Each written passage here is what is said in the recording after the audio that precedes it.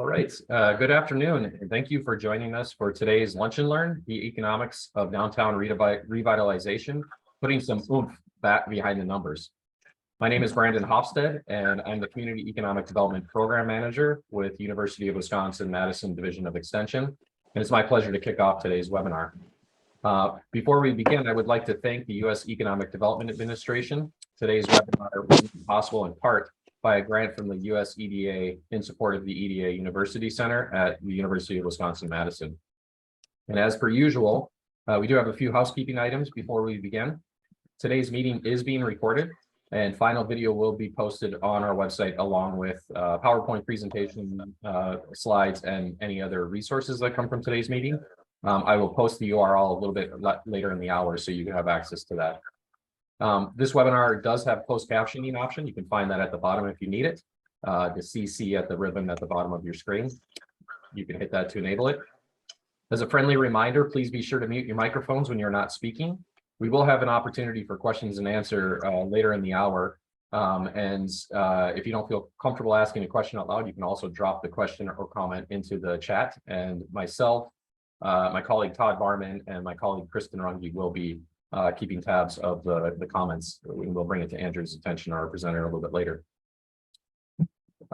So today's webinar will focus on the vital role downtowns and business districts play in economic development. This webinar will highlight a handful of recent quantitative studies conducted to estimate the impact of revitalization efforts on various economic development outcomes. Our presenter, Dr. Andrew Lubin, is an assistant professor of community and rural development at Oklahoma State University in the Department of Agricultural Economics. Andrew's research and extension programming focuses on regional economic development, downtown revitalization, local entrepreneurship, and a variety of other topics aimed at strengthening rural economies. And following Andrew's remarks today, my colleague and downtown development specialist, Todd Marman, will offer some reflections about how this work is applicable to the state of Wisconsin and Wisconsin communities, and will help moderate a conversation with our attendees and our panel or our presenter. So with that, Andrew will discuss the economics of downtown revitalization. Andrew, you may begin. All right. Thanks, Brandon. Let me share my screen. All right. Is that showing for everybody? It is. All right. So my name is Andrew Van Leuven, and like Brandon said, I'm a professor at Oklahoma State. I was at Ohio State, which is where I conducted a lot of the research that you'll see today. And so sometimes with my colleagues, I'll call my current OSU the previous OSU, and I'll say Ohio State accidentally, and it's kind of a cardinal sin. So if I confuse them, please forgive me. But I did do a lot of this research looking at the Midwest, which conveniently includes Wisconsin in two of the three studies that we'll look at. And so even though I didn't specifically focus my research on Wisconsin, there's a couple things that we can look at that have to do with Wisconsin. And I'm really happy to be part of this today. So let's get started. So talk a little bit about what is downtown revitalization and kind of give an introduction to placemaking. I think in many cases, I'll be speaking a little bit to the choir, preaching to the choir, because I think a lot of you either have some sort of a community development or Main Street background. But for the folks who are unfamiliar with downtown revitalization and placemaking, I'll give a little bit of a review. I'll talk about the Main Street program itself and some of the research I did to focus on the impact of placemaking and downtown revitalization on the local economy. And then I'll finish up with some lessons learned and some lessons going forward. And not really as much about lessons for doing future academic studies, but more about sort of what did my study shed light on for going forward as practitioners that roll your sleeves up and do the hard work with downtown revitalization. All right, so I wanted to start out with a little example of two Google Street View screenshots, right? So kind of this, which place pulls you in. So I'll go forward and backward a couple of times. Here's 1 and 2, 1 and 2. And so I would assume a lot of you would say the second one kind of pulls you in a little bit more. It's probably a little more something that you'd want to perhaps walk around and explore. even though if you need to go do your grocery shopping at Walmart or whatever, that's, maybe the first one's a little more convenient. And both of them are actually from the same community, at Marshfield, Wisconsin, right? And so they're both different parts of the same town. And historically, this latter example, downtown, was the centerpiece of a community. But in the past, 60, 70 years since basically the automobile, the focus and the activity and the vibrancy have kind of shifted away from the downtown out towards places that you can reach by car.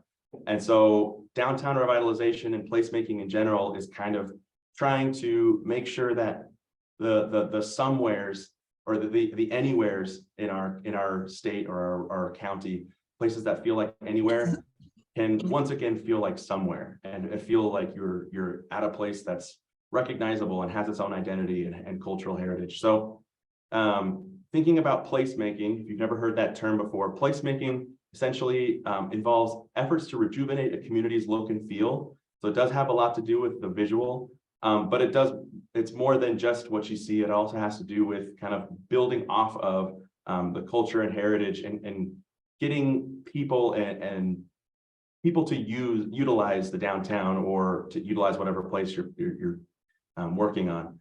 It builds from place attachment, which is the bond between people and places. Sometimes people think about, oh, these places are, slowly going away. It's, it's so much more convenient to live in a suburb or a large city. Why don't people just leave? Well, the answer is people are attached to place. People love where they're from. People love where their families or their grandparents are from. And so placemaking kind of builds from that attachment and says, you're going to stay here no matter what. Let's at least make it a beautiful place to be. One of the key goals is to create not just, like I said, sort of the visual side and make it look pretty, but also to create economic, social, and cultural vitality, right? To sort of build from making it feel great, but then also translating that into some economic activity. And placemaking doesn't need to happen downtown, but in rural communities, it often should, right? So there are, different places that you want to emphasize, especially if you're, next to a beautiful body of water or a mountain range. Of course, you want to build off of those kinds of places. But for small towns that are, built around agricultural manufacturing, their downtown is kind of their centerpiece. And we'll talk a little bit more about that in the next slide. So what is the value of downtown? Why would you focus on it more than other places? So the town square or downtown, like I said, was kind of the geographic center of the community. And historically, it was the center of everything else as well. But in the last, several decades, it's kind of lost its position as the center of economic, social, and civic activity. And this is a metaphor that I got when I did some research field work in Iowa. The Main Street director of Jefferson, Iowa, told me that she sees downtown as the living room of their community. And she said, when a guest walks into your house, they don't get an opportunity to see your upstairs bedroom or some of the most, your craft room or whatever you're really excited about, your wood shop. They see your kitchen and your living room, and they're going to form an impression based off of that living room. And so the way she explained it to me was, if we can clean the living room, then at the very least, people enter here and walk away from here with a good impression of us. And so the quality, of certain, businesses like Walmart or whatever kind of, insert whatever business you're thinking of, usually those national chains, whatever they look like or feel like is going to reflect back on the chain itself.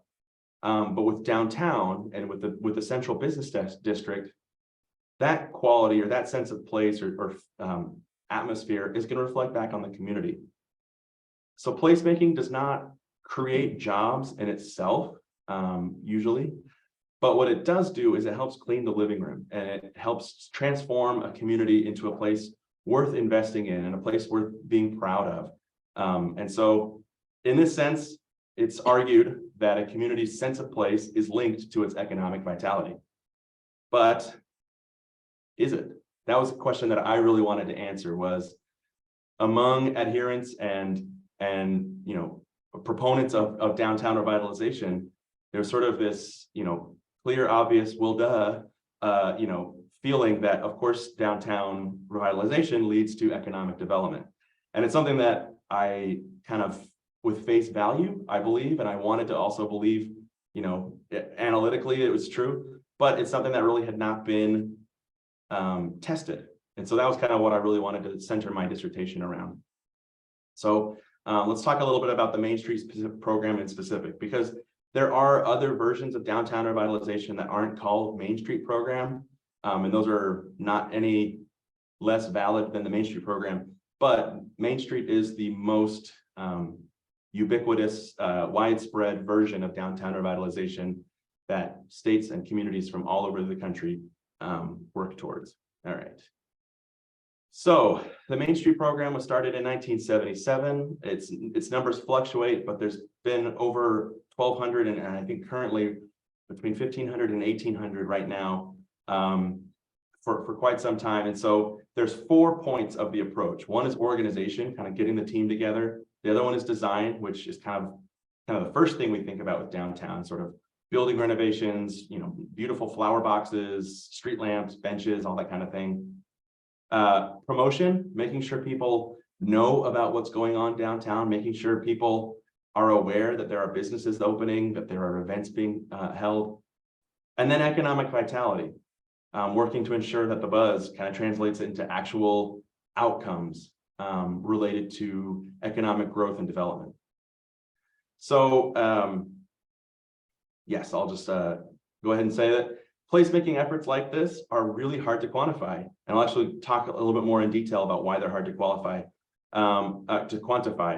But it's tough to kind of measure how well a program like this is working for a number of reasons, especially because of how small they are and because of the lack of consistent and high quality data. All right, so rhetorically, hopefully a lot of you haven't heard of econometrics, otherwise this slide is kind of useless. But econometrics is a term that kind of sounds a little scarier than it actually is. And I know this is pretty small, but it's essentially the discipline of study that applies statistics and math to studying economic problems. And so it's a way of kind of, if you look at just the raw data and you look at, say, there was this number of dollars invested in Main Street last year, that can tell you exactly, what it is. That's the number of dollars invested in Main Street last year, or the number of buildings rehabilitated in Main Street last year. But if you want to make sort of the next step of a claim, which is, if it weren't for our Main Street efforts, this number of dollars would not have been invested in, but because of our Main Street efforts, we got this. That's a little bit that's the next step. That's a little bit harder of a claim to make. And so the numbers that the Main Street directors report to the state, which then often reports that to the national level, they're very helpful, and there is no reason to change them, right? That's a very helpful set of indicators that they report to help keep track of progress in their town. But those numbers are self-collected and also are self-reported, and they vary quite, they vary a lot from state to state. So some states will ask their Main Street directors every weekend or every Monday or whatever it is, tell us the number of dollars invested. And then some states will ask for a slightly different thing. So tell us the number of jobs created. And so some of them are very similar, but some of them are very different. So it's kind of hard to create like this universal data set. So econometric research uses statistics too, and this is not the only thing that econometric research does, but one of the things that we try to do is what is the impact of X on Y? And you'll be able to recognize some of the things we're talking about with kind of more hard sciences and natural sciences research, where we're trying to get the impact of a new drug or a new pharmaceutical intervention on health. It's a very similar thing compared to econometrics. The difference is econometrics and other social sciences more broadly, we're studying people, and in social sciences, we're looking at people who can, at the very last second, decide to change their mind and make unpredictable behavior. And compared to a tiny gram of sodium and a molecule of hydrogen, which shows how little I know about pharmaceutical research. But compared to some of these elemental things that we can really predict with accuracy, people are very different. So you can't just say, oh, well, if you do this one thing at 5 o'clock in the afternoon on Fridays with showing a movie in the park, that is going to create jobs.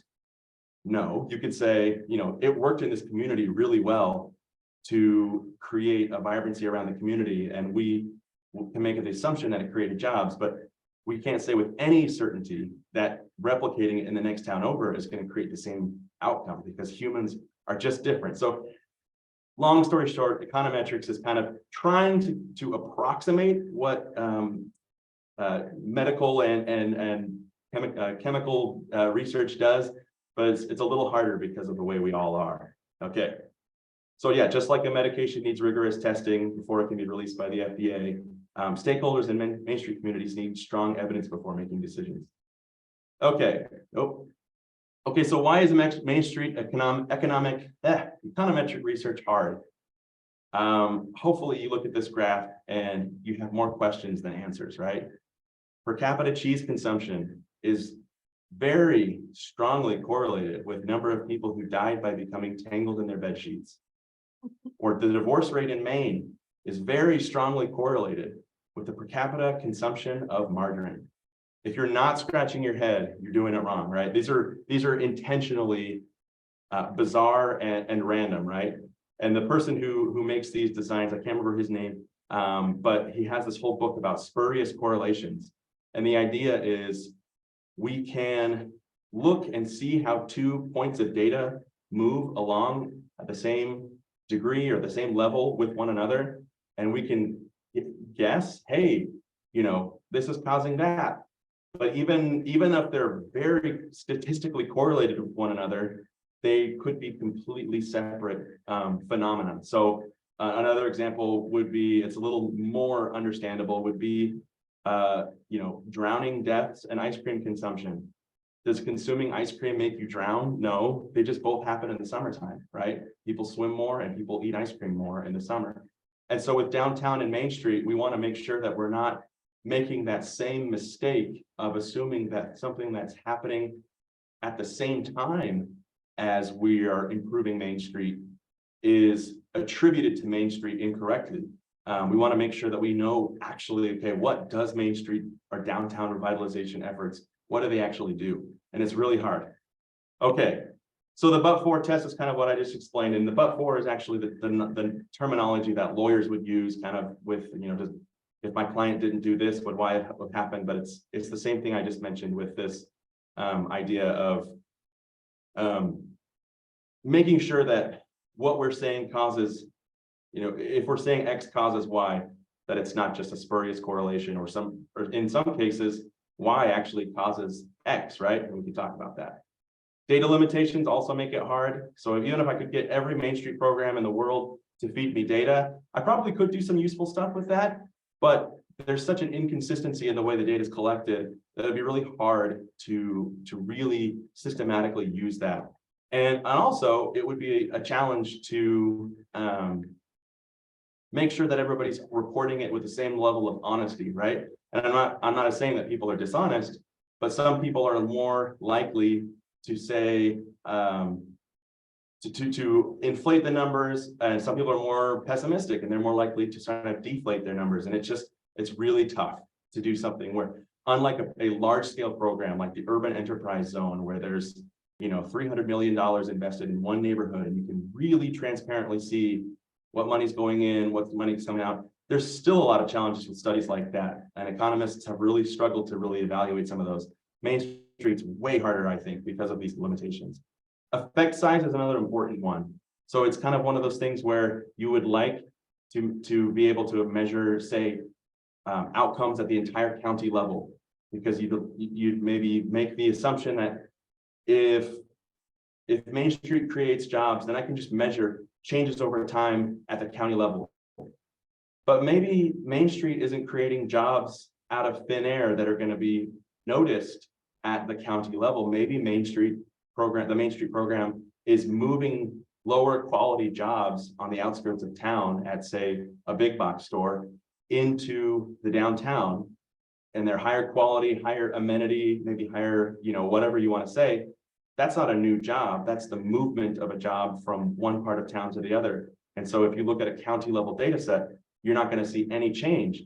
And so that's really hard to measure some of these things because the impact of Main Street, as much as we may love it, it's going to be usually pretty small. And then finally, there's a lot of outcomes you can measure, right? There's a number of ways that you can quantify success in the Main Street program. And we'll talk about success a little bit more towards the end of the presentation. All right, so I'm going to talk about some of my research that I did on placemaking in downtown.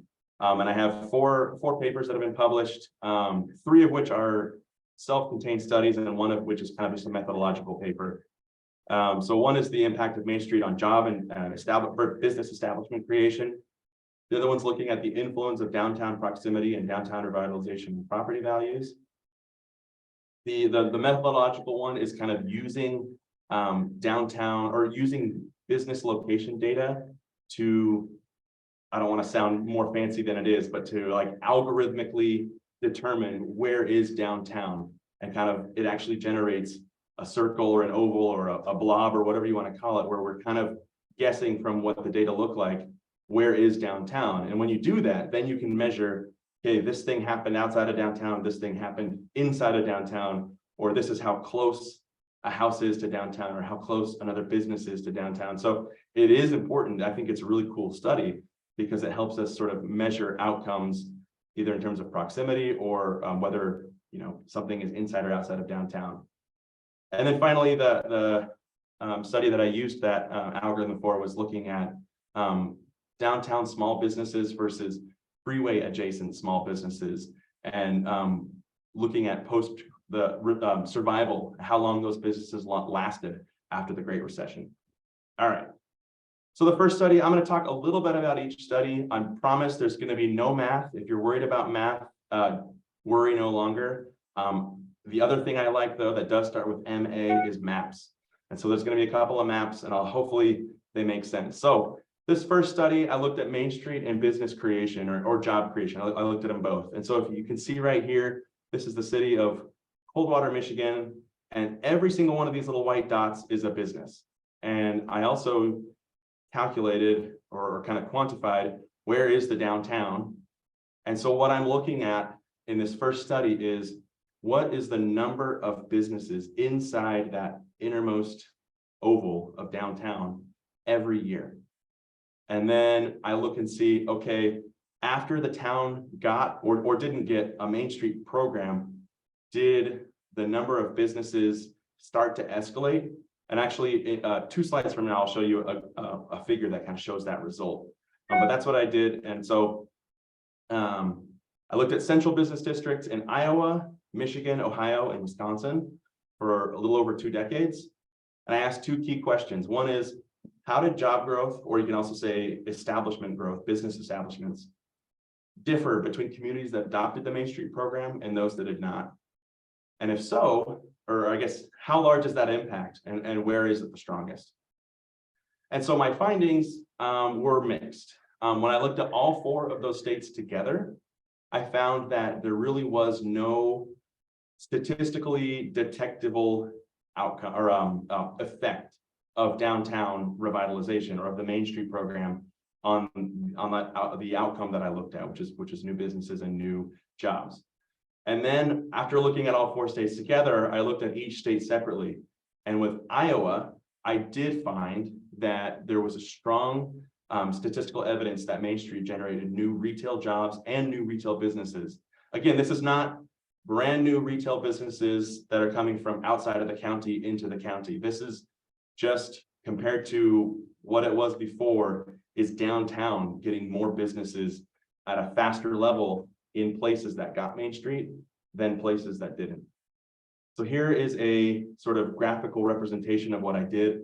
And you don't have to super worry about statistical significance. It's just kind of a term we use to kind of talk about how sure we are about something. but these black dots mean that there's a statistical significant, but even if you're not looking at the black dots and you're just looking at the lines, there's three outcomes. This is retail jobs per thousand or per thousand population. This is retail establishments per thousand. And then this is real taxable retail sales per capita.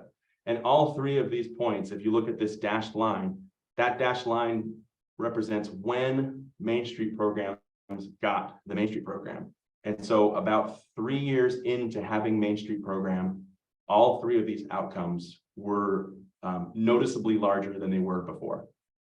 And we'll talk a little bit more about this finding in a sec. Okay, so study 2 looks at Main Street and residential property values. So the focus this time was just on Ohio. That was a limitation of the data. I only had data for Ohio. And I had 2 more questions. What role did downtown proximity play in the home sale price? And then did that role look different for homes that sold in a Main Street program town? And so what I found was an additional sale price premium for homes located in closer proximity to downtowns that had an active Main Street program. So if there was no Main Street program, I actually found that homes sold that were further away from downtown sold for higher.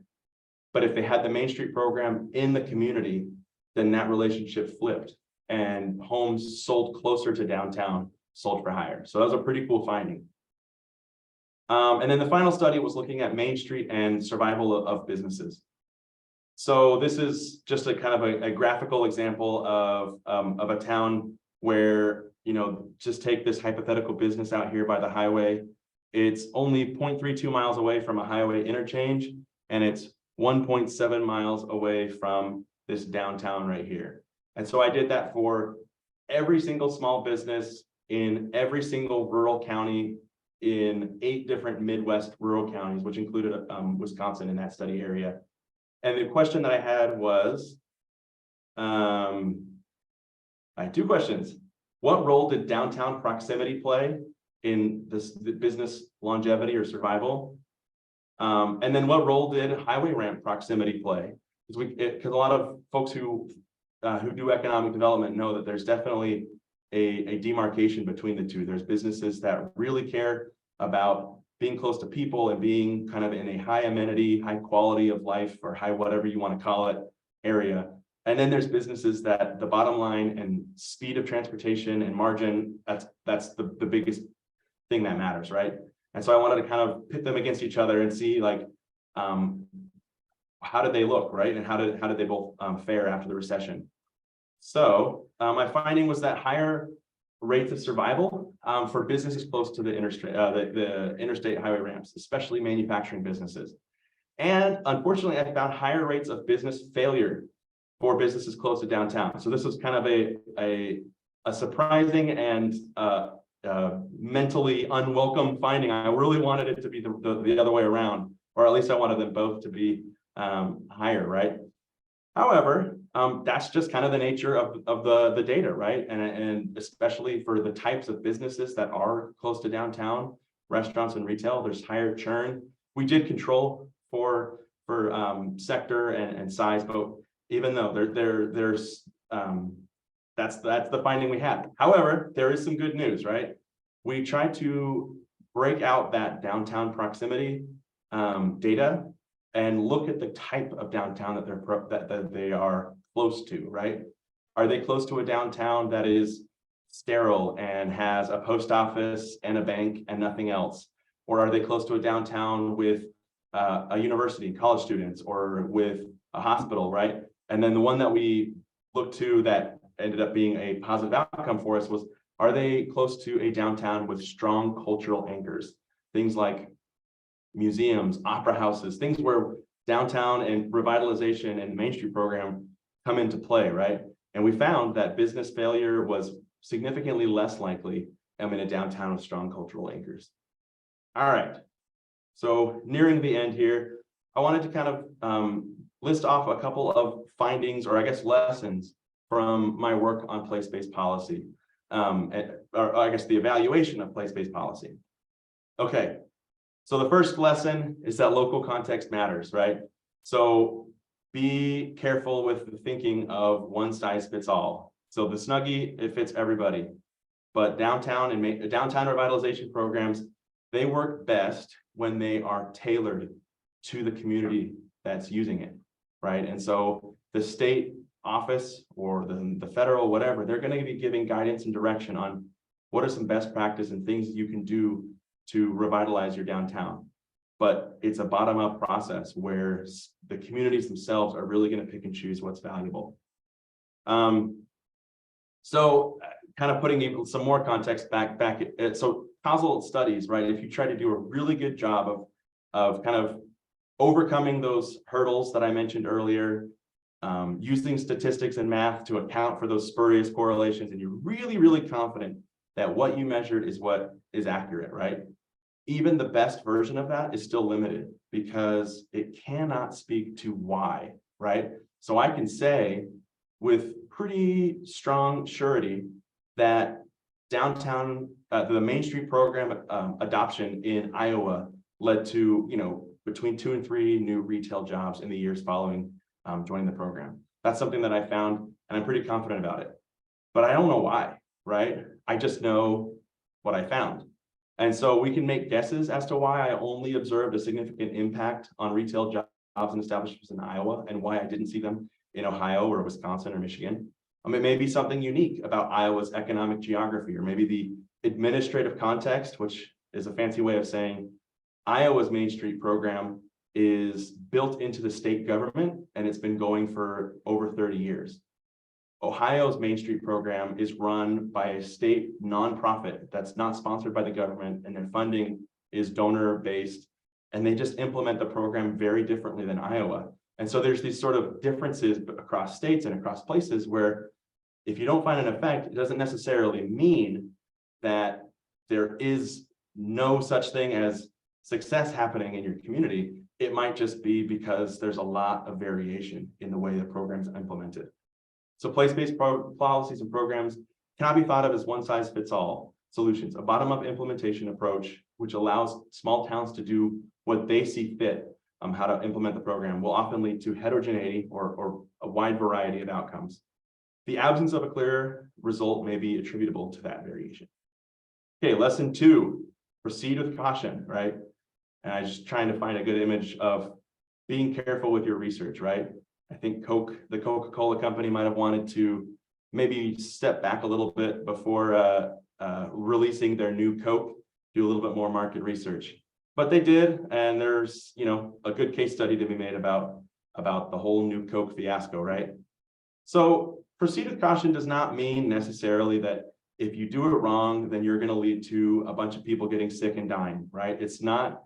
Mistakes in evaluating downtown revitalization programs are not going to be tantamount to a mistake in clinical trials for some sort of disease treatment, right? If we make mistakes, it'll cost money, or maybe it'll just fail to produce an outcome, but it's not the same. However, it's still good to try to shoot for as careful of an evaluation as we can, right? That can help us, identify effective approaches and avoid costly dead ends. Rogine Madsen, publishing in the Journal of Planning, Education, and Research, she said there's no substitute for equipping decision makers with pragmatic knowledge, rich with local context and actionable implications. She said rigorous experimental evaluations have their place, but are only appropriate after descriptive and initial quantitative comparisons of program, context, and success. So the idea here is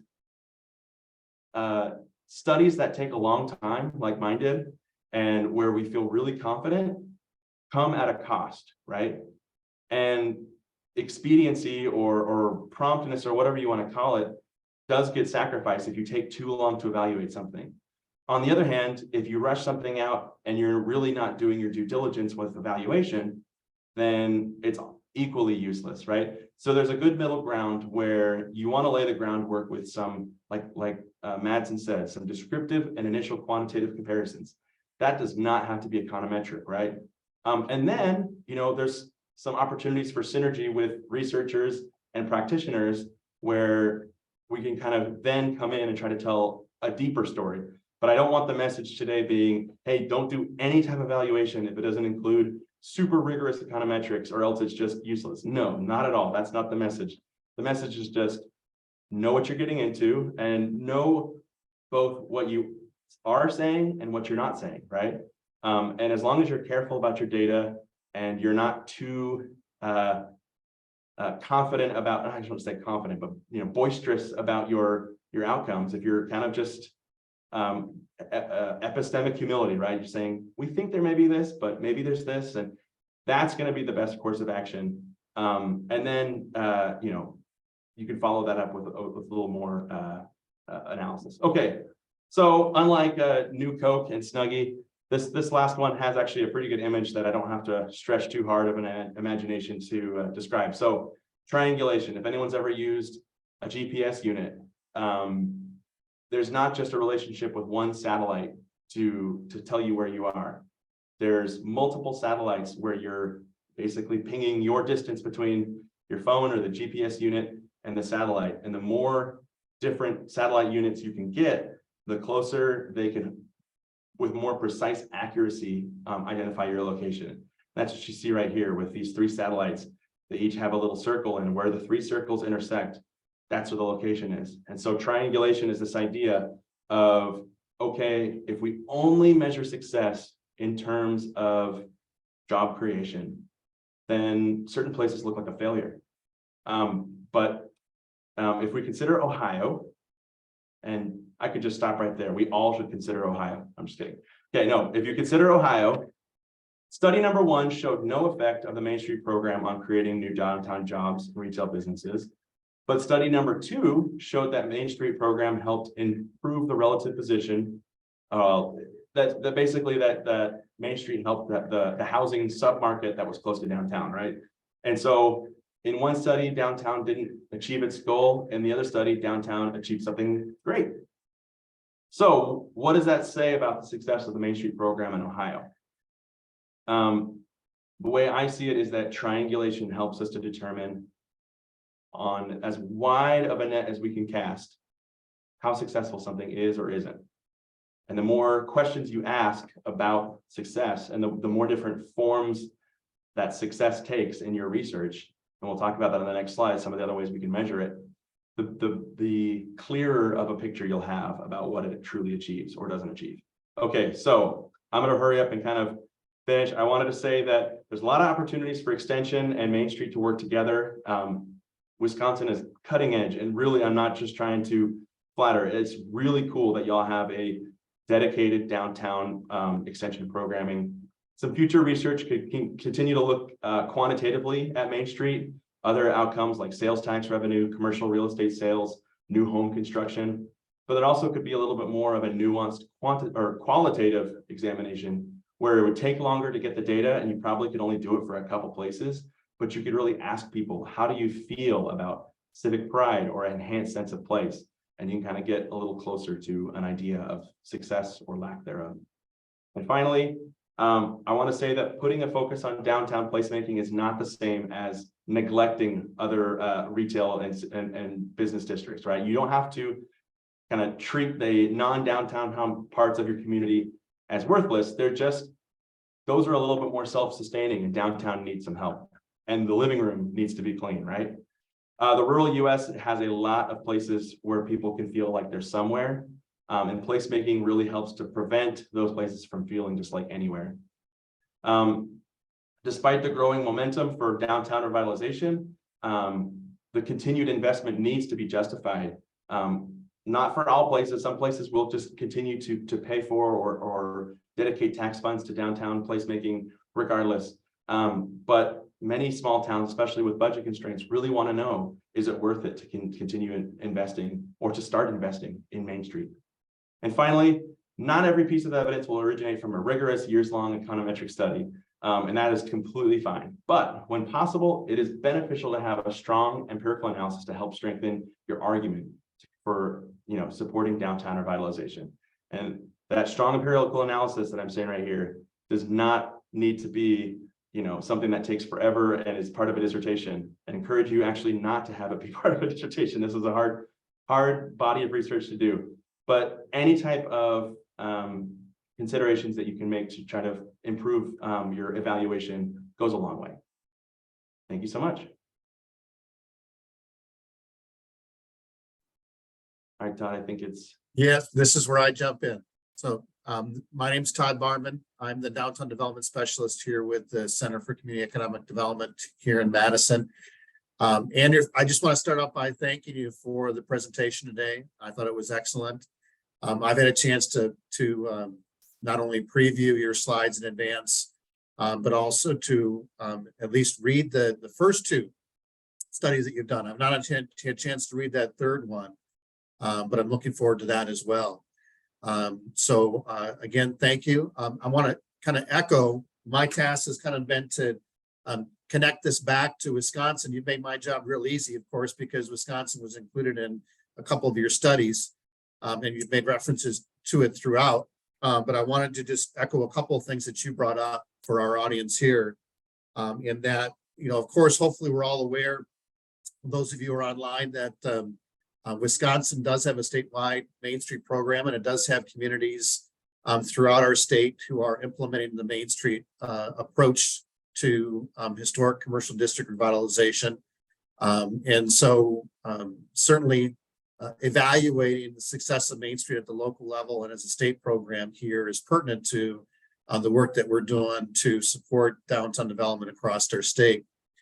Also, I've in the past, for those of you who don't know all my background, I got my start in Main Street as a local Main Street director for Darlington, Wisconsin. I was their first Main Street manager, had an opportunity to work at the local level for 3 years, and then had an opportunity to move up and work with the Wisconsin State program at the state level when it was still with the Department of Commerce. And one of my roles when I was with the Wisconsin Main Street program was shepherding the collection of the local reinvestment stats. So I was the individual who was on the phone with those local Main Street communities, those local Main Street managers, and pushing them to report jobs created within the district, businesses started or relocated within the district, investment within buildings, all the kinds of things that we're tracking at the local level. And there's a lot of reasons why these kinds of numbers, both the kinds of econometric study numbers that Andrew presented today, but also the stats that we're collecting ongoing, not only in Wisconsin, but across the country, is really in a lot of ways to sell the efficacy of the kinds of work that we're doing within our communities. And it's an ongoing challenge. I mean, Main Street as a revitalization strategy is a grassroots volunteer-driven effort. There's constant pressure to not only attract the time and talents of people within our communities to participate in the effort, but also to continually fund the local program with contributions from the businesses themselves within the district, as well as from city government, county government, and other sources. And the question always comes up is our investment of time and money actually paying off? And should we continue it? And I will tell you that I want to echo you, Andrew, you brought up earlier the challenge behind the collection of these local numbers and the variation in the rigor that it's collected and the way it's collected. And even with the most rigorous efforts to collect those local numbers, we still get challenges from those donors, whether they be municipal or private, for whether or not this is actually worth their money, the cost benefit analysis. And we would get challenges related to what you called your but-for challenge, or that test on whether or not the work of the Main Street program, would those jobs have occurred anyway, even without the Main Street program? Would those property owners have invested in their building anyway, even without Main Street? And so these kinds of challenges, I think, or looking at the numbers in a more rigorous way, I think is really crucial. So when we got the results back, particularly from your first study, I think there was a little bit of concern from from the folks across those 4 Midwest states. Iowa, of course, started patting themselves on the back amongst the 4, saying how much better than they were than the rest of the Wisconsin, Ohio, and Michigan Main Street folks. So when I was tasked with having an opportunity to facilitate the Q&A process of this discussion, and I want to encourage all of you who are listening, please type in your questions into the chat. And as soon as I ask a few questions of my own here, we'll get to your questions as well. But I shared the studies and reached out to my colleagues with Iowa Main Street, with the National Main Street Center, or Main Street America, and with the folks with the Wisconsin Main Street, just to get their feedback. And there's a couple things I'd like to share. One, Erin Welty, who's coordinator for the Wisconsin Main Street program, wanted me to mention that, and she can't be online with us today, but she wanted to echo one of the findings that you had within the study, that even though Wisconsin wasn't significant across the time period that you looked at, she shared that the 5-year post-program finding that you had for Wisconsin that showed it started to become more significant at the very end. That caught our eye because that really rings with the findings that they have here in Wisconsin, that it really takes almost 5 years of consistent demonstrated efforts of Main Street activity at the local level for there to start to be significant visible progress, both in terms of job creation, investment in properties and real estate, or volunteerism. And so that particular finding, even though the whole study wasn't as flattering for Wisconsin, certainly rang true with what they see here within the state. So I want to get into a couple of questions that I had gotten back in my conversations with Iowa, Wisconsin, and the National Main Street Center. And one of the first ones I wanted to touch base with you on was if you could tell me a little bit more about how you're defining the boundaries of downtown. And I want to look into that third, I think you called it 3B, that study that really looked at the algorithm for defining what makes downtown. Because I want to share with you, one, that boundary definition is a challenge that Main Street communities struggle with on their own at the local level. When they're applying for Main Street here in Wisconsin, they're required to actually draw a boundary around their area of focus or emphasis and what they consider to be downtown. And one of the things that comes up is that they actually, in a lot of cases, define downtown as being kind of beyond what might be the core of downtown, because they're looking at land that is ripe for redevelopment. It might be land that is underdeveloped, or in some cases even vacant, because they're targeting some of their efforts at that secondary ring around downtown. And in fact, if you look at it, in a lot of cases, infill development or significant reinvestment in like mixed use development often occurs within that proximate ring that really is part of their Main Street effort, and might be where the business and job growth occurs. So I wanted you to, if you could touch a little bit upon how you define downtown and how it might relate to some of those challenges that our communities are facing. Yes, let me actually open up an image that I don't want to get too technical with, but I figured I would share my screen.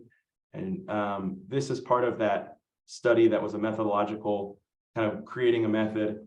I don't want to get, like I said, it might be a little woo, what is this? But basically what I did is I turned, and this is Indiana, Pennsylvania, maybe a confusing name. It's a small town outside of Pittsburgh area. But I turned basically every metropolitan or every municipal area into a grid of hexagons. And then I plotted all the businesses in the municipal area.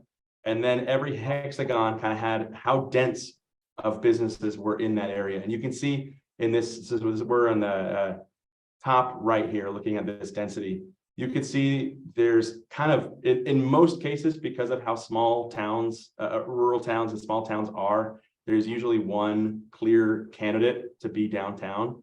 But you can see down here in the southwest part of the town, maybe this is near the hospital, or maybe this is near sort of the big box stores. And you can see, even though there's a blob that's really, really high density of businesses, kind of if you look both east and west out towards this main street, you could see more businesses. But what I basically did, and I won't get into the nuts and bolts of this, but I kind of developed a formula for how I can eliminate the noise and hone in on kind of, you get to this final bottom right piece right here. Where is this blob?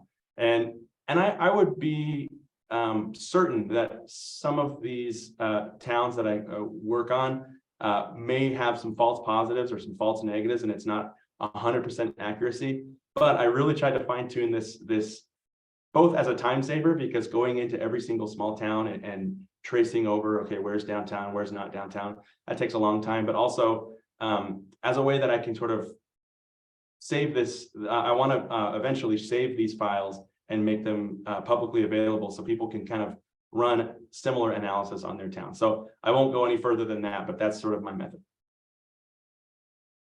Thank you, Andrew. We're starting to get a couple of questions coming into the meeting chat, and I'm going to get to those here in a second.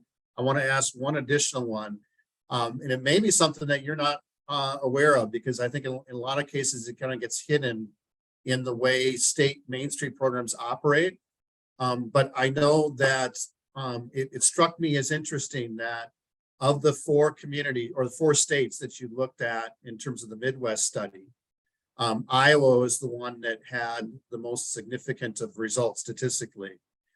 Of the 4, Iowa is the only one that operates without what we call a tiered program. A lot of Main Street programs will have different tiers in which the communities that participate in the Main Street strategy participate at the state level. So for example, Wisconsin Main Street has called what they call their connect communities, which are not accredited at the national level, but are still receiving some support from the state Main Street program and are implementing Main Street to some extent at the local level. Iowa does not have any tiers. Michigan has 3 tiers, and engaged in a select and what they call their master tier, and Ohio has an affiliate program.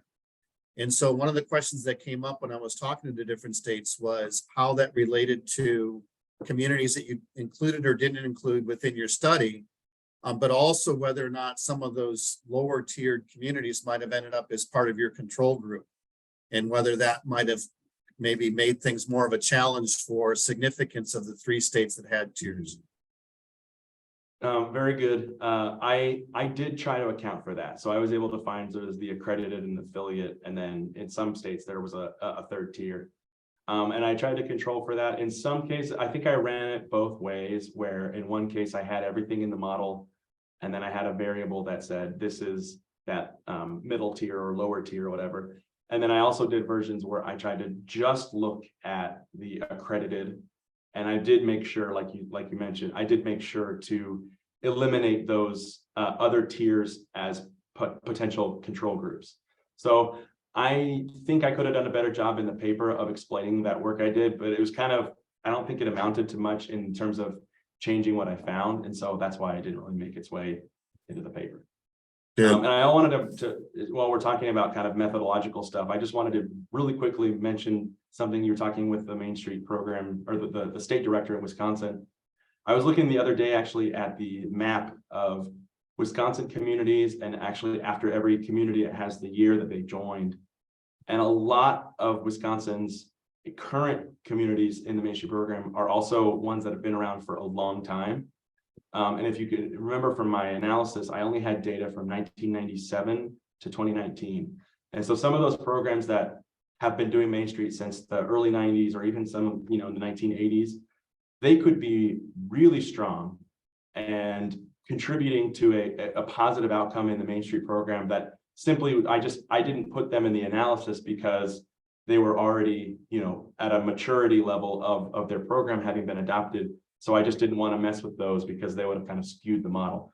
But I would assume, I'm more familiar with Iowa, but like Dubuque and Keokuk, those are towns that had been in the Main Street program since like the late 70s. And so not putting them in there does kind of potentially explain why Wisconsin's results were a little lower, because we were just looking at the ones that I was able to observe between 1997 and 2019. Excellent. Thank you, Andrew. So we have 3 questions in the chat, and I'm going to read through them quickly. I don't know if you can see them in front of you, I can. Andrew. Would you rather have me read them to you, or do you want to just respond to the questions out of the chat directly? Maybe I think maybe reading them to me would be good.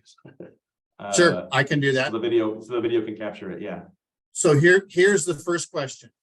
Is there a way of quantifying the ratio of benefit from attracting travelers versus the type of transportation?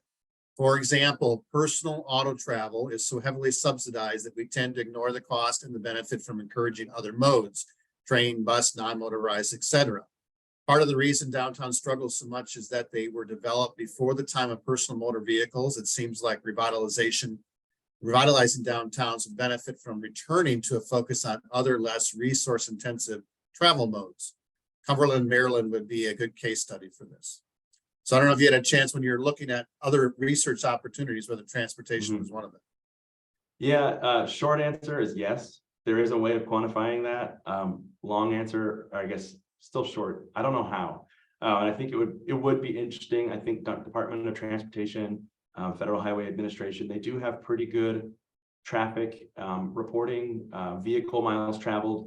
I don't know how well they do on foot traffic. And so that might be one of those things where to get accurate data that you can actually trust in, you might want to just kind of camp out, not really camp out, but just do some personal data collection looking at foot traffic. Again, that's hard to do, especially if a time period of a couple of years is necessary for determining a long-term effect. There's probably a better way to do it, but off the top of my head, I'm not coming up with an obvious answer. Send me an email maybe, and we can chat through it. Second question. What other resources can you share to those of us who have city leaders who would rather see the downtown become the answer to the area's housing crisis?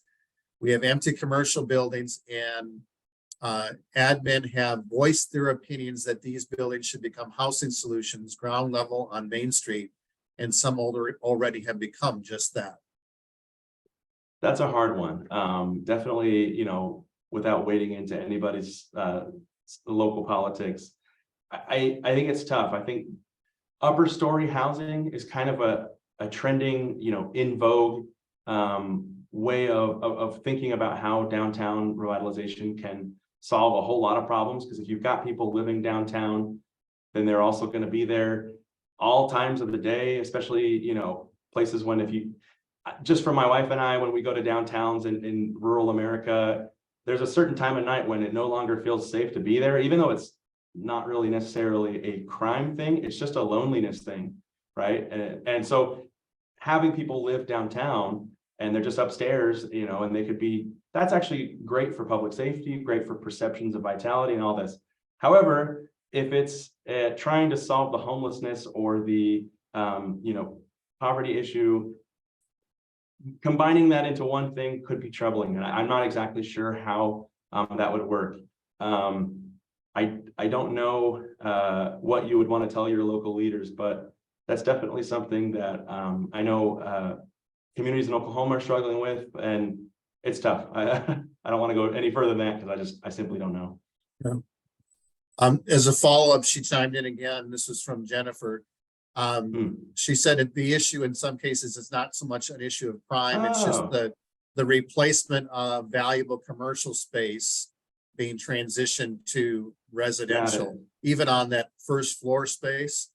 And again, I know that's harder to study. I know in general, I mean, you brought it up yourself that in some cases, knowing what's important economically to measure is going to vary, and it may not be retail jobs. It might be the strength of the district for residential or the strength of the district for cultural amenities, like you had brought up in one of your studies.